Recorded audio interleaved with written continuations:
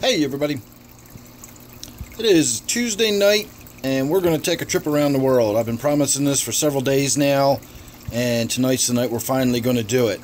Now I will start by saying I'm kind of in a rush. I've had a really sort of hectic day. I've been down here working on my project all day and have still not gotten around to doing the water change I wanted to do before I did this video, but too bad, we're going to do this video anyway. So being in a rush, I might miss some stuff. I will try not to. I will do my best, but keep that in mind as we move along. So this is my 29 miscellaneous. We always start here. Not really anything new going on that I can think of in here. I finally got around to doing a nice big fat water change on it the other day. It was really getting kind of neglected. Not only was the water level getting really low, I had sort of topped it off probably 2 times in the meantime, so it was long overdue for a water change. The filter was sort of backflowing and coming through that center section. Once the filters kind of get clogged up, they hang on the back filter. Just sort of bypasses the filter and pours back in the tank, so the water keeps flowing rather than overflowing if your filters get clogged, and that's what was happening. So long overdue for a little bit of maintenance. Got in there, did it, and that's all I did. I didn't wipe down the glass, I didn't do anything else, and yet the tank looks that nice, and that's probably because of my clown pleco that's in there that scours that tank and keeps it looking good.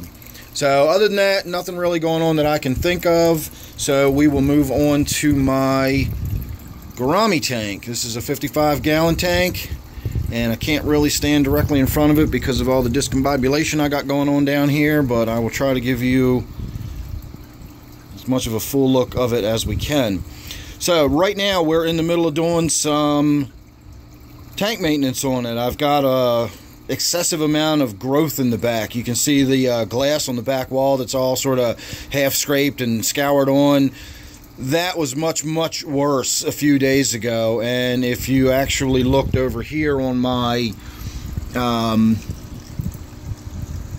hardware, the plumbing and stuff, that was covered in so much gross filth you couldn't even hardly tell what it was. It looked like something at the bottom of a movie, the bottom of the ocean in some kind of horror movie or something. And now it looks like that. So I did have a couple of people ask me in one video I did. I showed you where I'd gotten in here, and I tried to scrape it with the siphon, and I was hoping it would sort of come off in sheets, but it didn't really. And then the next video I kind of wiped the back down, but I didn't do a whole lot of scraping or anything like that. There's 2 reasons why I did not scrape it. One, first and foremost, I don't want to just put all that stuff into the tank. When you scrape it, it just makes a filthy mess. When you wipe it with the batting, you still spread it around a little bit, but you collect a lot of it in the batting, and you don't actually, what does get out into the water is sort of, I can't think of the word I'm looking for, cloudiness rather. It's not chunks of, or sheets and mats of the stuff that you've scraped off the back that break loose when you scrape it. So that's one reason why I didn't scrape it. The other reason I didn't scrape it, if you'll notice, it's actually starting to look a lot cleaner just by nature of what's going on in the tank. As that stuff begins to die, my off-flux grazing fish that are in this tank, the sucker type fish, the scraping type fish, my rubber lip pleco that I've gotten here, my whiptail catfish, down here, right there, you can see moving around on the bottom. That's another Luria caridae that does the scraping. Different than the little otocinclus catfish that I've got in there that pick, stuff up off the bottom. The off-flux grazers, the one that scrape and scour, they will now begin getting this tank a lot more cleaned up since all that stuff's dead. They won't eat the living green slime and the cyanobacteria and stuff, but I find that once it's killed off, they go to town on it. So I'm not really worried about getting in there and doing a lot of maintenance as far as that goes. I'm just going to kill it off by using my Ultra Life Aquarium treatment, which is why we've got the airstone in there. It's due for another water change, and I am going to do one more treatment on it. That'll make 4 treatments back to back, I think, either 3 or 4. I think it's 4. And I'm hoping that'll just pretty much kill off everything. And if it doesn't kill it off, which, you know, even if it does kill it off completely, it'll still come back. It always does, you know, and it'll just be a matter of time before I have to throw an air stone in there and treat it again. But it's probably been nigh on a year before, you know, since the last time I treated it. And, you know, if I got to do this once a year, once every 9 months or whatever, that's fine. I don't care. You know, that's just part of tank maintenance, to have a tank look this lush and beautiful and brightly lit. You know, if that's the price I got to pay, treating it like this once a year, so be it. That's fine. I can deal with that. So that's all that's really going on in this tank. We'll talk about it more later once we get it all cleaned up and back to normal. So we've got my 55-gallon T-bar tank. My T-bar cichlid is the only thing that was going on in this tank that was of any real note. And that was because it was suffering from hole-in-the-head disease. So I've been doing more water changes on this tank, nothing major, just really kind of getting in there and vacuuming the gravel up. You can kind of see how there's some poop on the bottom, but not a ton. And I want to say it's been 2 or 3 days since I've done a water change on this. The last water change I did, I actually got the nitrates down to, we'll call it 40 parts per million. It was just what I would still call orange and not red, but it was a deep, deep, deep orange. So 40 parts per million, 45 parts per million, somewhere in that neighborhood.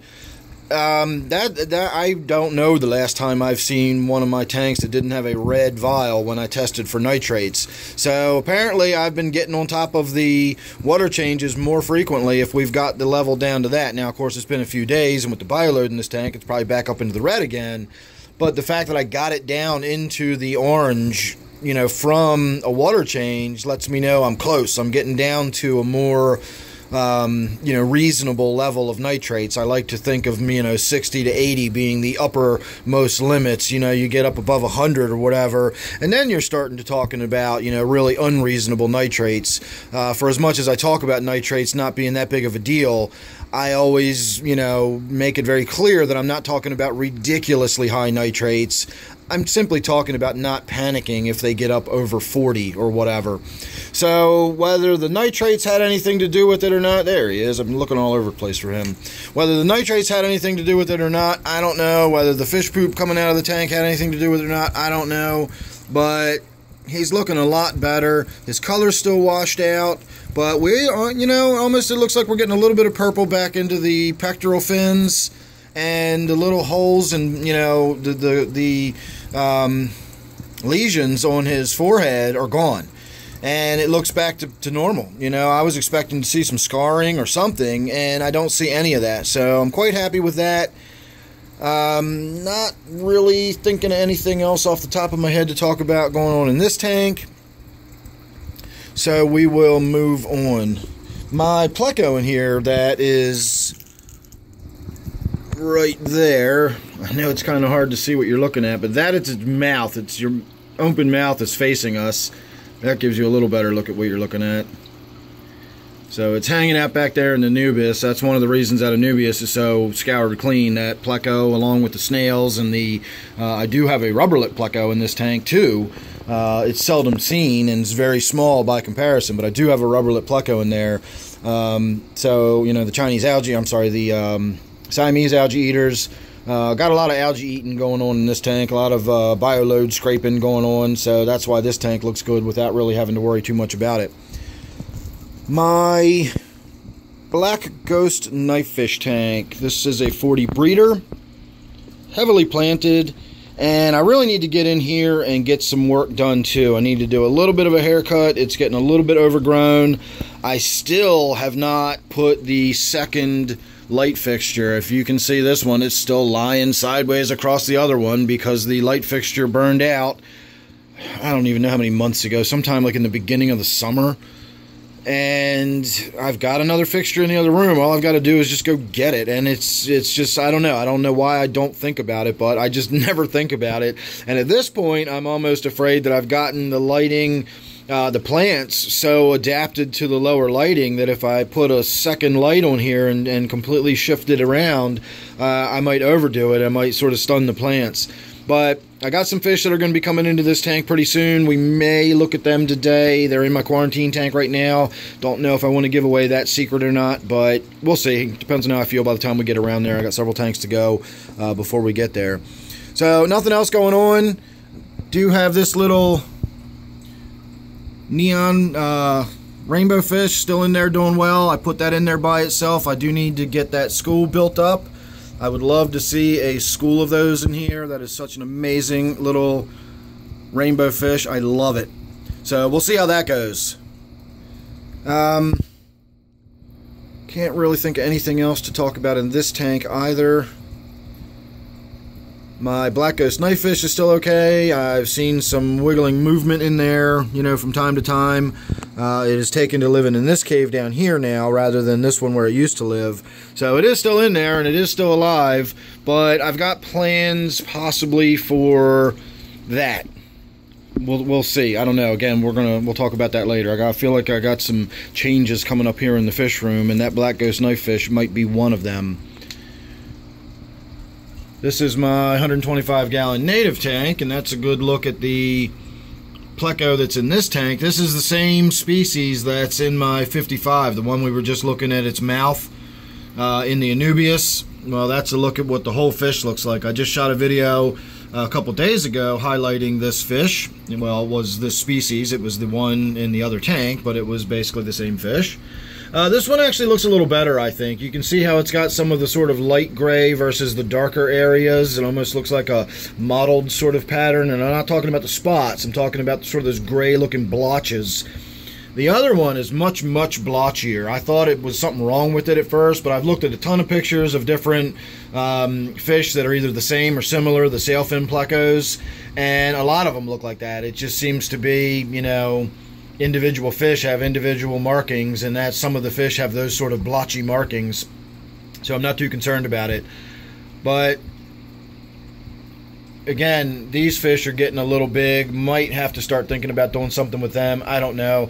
But this tank in general is probably going to be going through some changes itself. The only thing of note that I can mention right now is that I just realized I kind of walked myself into a corner. I got so much junk in the way I can't get around anything on this side of the room. I'm going to have to move stuff to continue the tour here. Hang on half a second. Let me see if I can do this without knocking stuff over. Get over here. I got stuff propped up, holding stuff up while it cures. I'll leave that little hint for you there. So once it's cured, I can take the props down and everything. But as of right now, I've still got stuff sort of propped up, and if I knock it down, it's going to be quite a mess. Anyway, I found one of my crayfish is still in this tank. I thought weeks ago that all of the crayfish had been devoured or killed or died or whatever, and I was feeding the tank the other day, and lo and behold, in the back underneath of that big piece of wood, there was a crayfish came crawling out. A pretty substantial size crayfish too. It wasn't some tiny little thing hiding under a rock. This was a pretty good sized crayfish.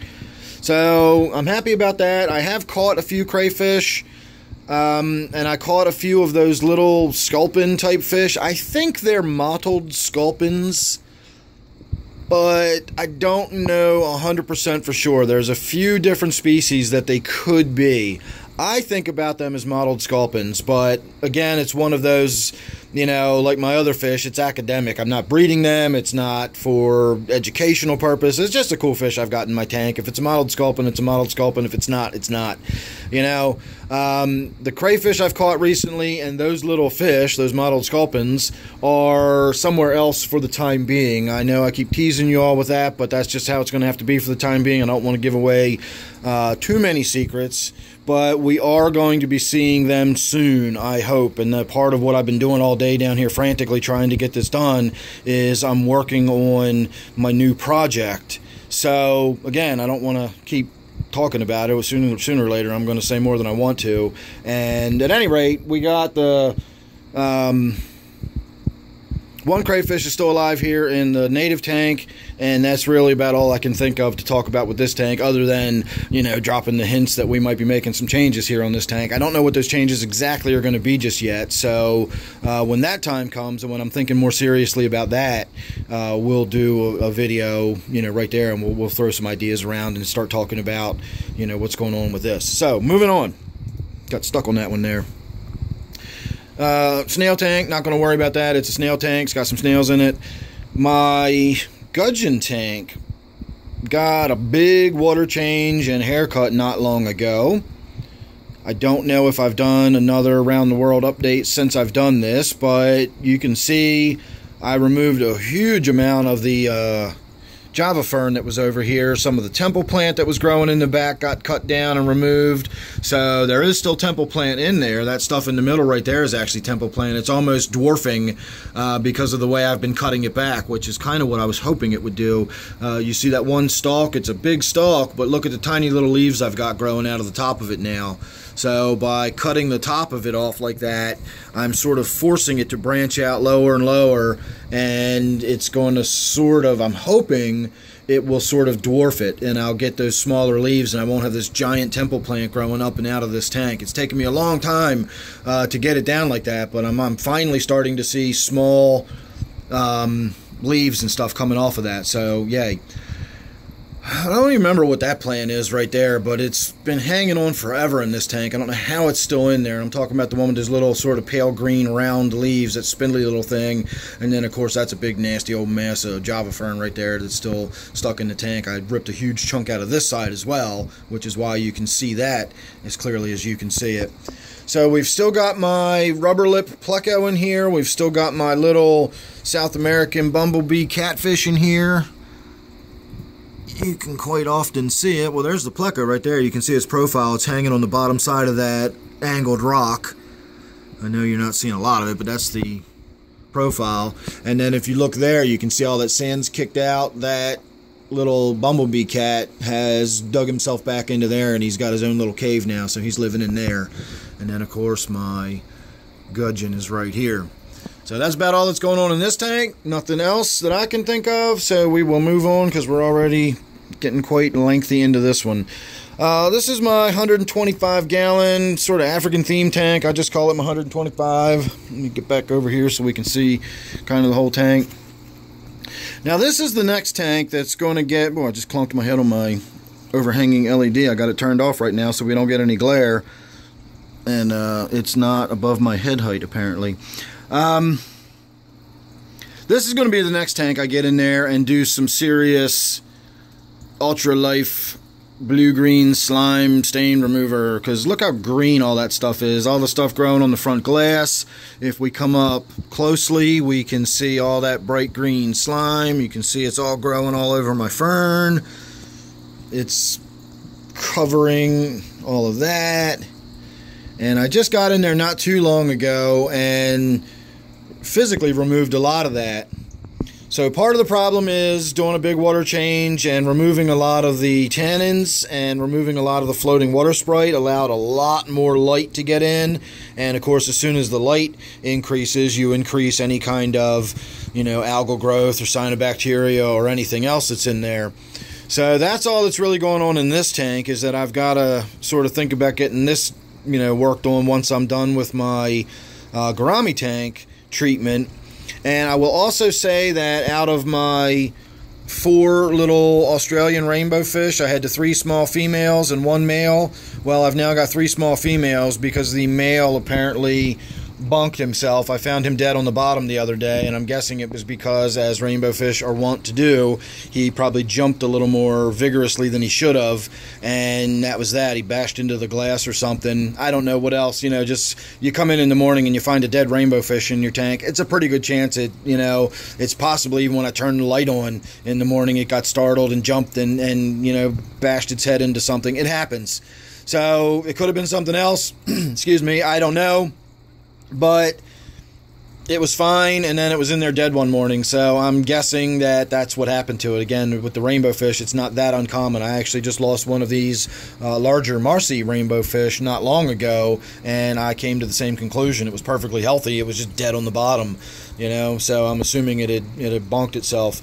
So this is another tank that we're going to start making some changes to. I've really considered beefing up my school of Congo tetras again. I'm down to almost all females. I think I've got one male Congo tetra left in there, which I do. He's way down there hiding in the corner all by his lonesome. We are going to start transforming this into more of a rainbow fish tank, I think. I really like these rainbow fish that I've got in here now. That little dwarf neon rainbow fish I have is so gorgeous and stunning that I'd like to see some more sizable ones. If you look at these down here, these are all male, and I mean, they're almost glowing in the dark down there. They are just so awesome. I really, really like these rainbow fish. I kind of bought them on a whim, not really sure what they were going to turn out to look like, because I'd never seen adult rainbow fish in a tank before. And they look a lot different when they're young and in the store than they do when they grow up and get in the tank. So I want to pack this tank full of rainbow fish. Instead of having a bunch of Congo tetras swimming around, I want to have a bunch of really, really nice looking, I don't know, we'll figure that out, but that's something to think about down the road. Excuse me again. My little angelfish tank down here, little 20-gallon tank, is still just ticking away, doing fine. Probably about due for a water change. Haven't done one in a little while in this tank, but you can see the water level starting to get down a little bit. That's usually sort of a good indication. It's kind of a good timer for me. If I'm seeing that the water level's getting low, rather than topping it off, I usually just do a water change instead. Especially with these small tanks like this, you know, it just takes a few minutes. It's got to hang on the back filter. I grab my big siphon out of the other room, and, you know, literally within 5 minutes I'm done draining it. It takes about 2 minutes to fill it back up, and while that's happening, I switch the filter out, and then we're done. It's that easy. So, you know, these tanks usually get water changes fairly frequently, except for some reason for my 29 miscellaneous. I don't know why, but that, I guess maybe it's just from old habits. Like, that tank just got established as one that I very seldom did maintenance on, and for some reason over the years I've just never really changed my habits with my 29. But my 29 miscellaneous is probably my least maintained tank. At least it's certainly my least maintained down here in my fish room, but it probably competes with some of my tanks upstairs as far as, you know, lack of maintenance on it. So anyway, nothing going on in this tank, just, you know, trying to give everybody a look at it for a little bit. I know we're getting kind of lengthy on it. I think we'll go ahead and skip my quarantine tank for now. I'll leave that a secret. And now we're going to talk about my brackish tank, which still needs the maintenance. This is the tank that I was saying I really wanted to get in here and do a water change before I shot this video, but as late as it is and as long as these videos are, there's just no way I was going to get the water change done and still have time to get this video shot and uploaded tonight and so on and so forth. So you're just going to have to deal with this. You know, this is what this tank looks like right now. It's still, you know, a filthy mess. Last time we looked at it, I said the glass needed to be wiped down, but the water was fine. I probably can't say that now. It's been quite a while since I've done a water change on this. I'm sure we'd have bright red nitrates if we did a nitrate test on this tank. Can't really think anything going on in the tank other than what I just discussed. Probably don't need to worry about doing another actual treatment to get the red slime out of here, but you can see I've got a few mats of it growing on the bottom. That'll be easy enough when I siphon the water out of here. I always do a 5-gallon bucket and a manual siphon on this tank. I never do my large siphon because of it being a brackish tank. I need to measure the amount of water I'm removing so that I can measure the amount of water I'm putting back in and thus maintain my salinity. So when I'm doing the gravel vac, well, when I'm doing the water change, I won't use a gravel vac. I'll just use my open siphon, and I'll hit those little patches. I'll hit that stuff on the rock and knock some of that loose. You can see a little bit of it growing on the green there. I'll knock that off and get that, you know, drawn out of the tank, and everything will be okay. So I've still got, oh, we just saw one right there. I was going to say I've still got some shrimp in this tank. I noticed them the other day. Was beginning to wonder whether or not I still had any in there. I had put several in here, and Butterbean will eat the occasional shrimp, but he doesn't seem too interested in them. He tends to leave the shrimp alone for the most part. Not really sure why, but he doesn't really seem to bother them I've even seen him almost pal around with them. One day I saw one of the shrimp almost ride on his back. I don't know if it was doing the grooming type thing. I don't know if the other shrimp in the tank dared him to go do it. Not really sure how that worked out, but one of the shrimp actually sort of came up from behind and above and sort of landed on Butterbean's back as he was cruising across the tank one day. I really, really, really wished I'd gotten it on camera, but I've never seen anything like that since. So anyway, that was a bold shrimp. That was the shrimp that used to live with him years and years ago when he was in his little 20-gallon open top tank. Cracked me up watching that shrimp ride across his back like that. Anyway, that's about all I got going on in my brackish tank. Let me get the overhead light turned on. Well, I don't know if I should turn on the overhead light or the LED light to look at these. I guess we'll do the overhead light. So get ready for some glare off of the tanks for the final part of the video. This is my crab tank, and this is the back of it. You can see the hose and my little pump right there, and you can probably also see how little water that pump is moving. It's supposed to be moving 90 gallons an hour, and that's, you know, optimal, and it's obviously not moving 9 gallons an hour. So I did buy another pump. I got a 160 gallon an hour pump, and it showed up today. I've been so wrapped up in my other project that I have not done even my water change on Butterbean's tank. But that's the other pump I got. It's a little bigger and heftier than I was expecting it to be, especially when you compare it to this one.